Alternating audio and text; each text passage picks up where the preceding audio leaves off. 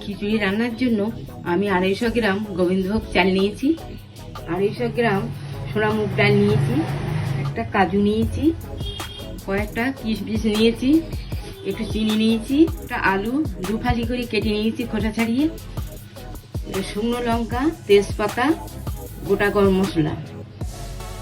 কয়েকটা আলু আমি ভেজে নিলাম, সামান্য ভেজে নিয়েছি। ডাল আর চাল কুকারে দিয়ে আমি সিদ্ধ করে নিচ্ছি।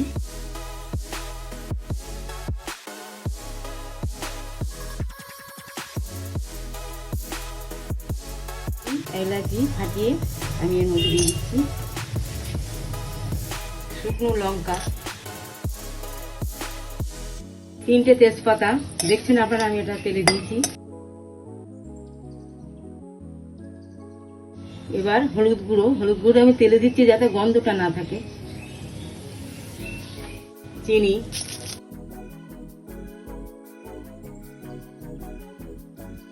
এবার আমি সিদ্ধ করে রাখা ডাল চাল এটা আমি দিয়ে দিচ্ছি।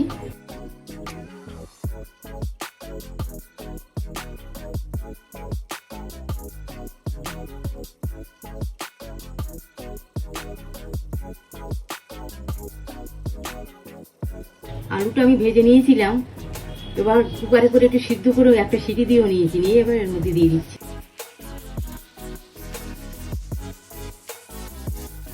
এবার কাজু বাদাম,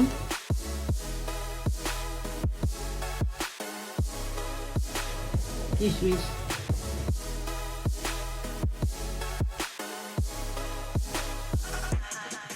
এবার স্বাদ মতো লবণ দেবেন আপনারা।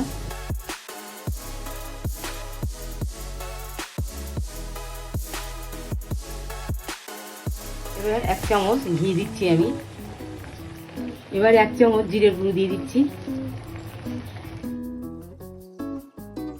বাঙালি খিচুড়ি রান্না আমার হয়ে গেছে, এবার আমি নামিয়ে দিচ্ছি। বাঙালি খিচুড়ি রান্না আমার হয়ে গেছে। খিচুড়ির সঙ্গে বেগুন ভাজা এবং নারকেল ভাজা। আমার রান্না যদি আপনাদের ভালো লাগে শেয়ার করুন, লাইক করুন এবং সাবস্ক্রাইব করুন।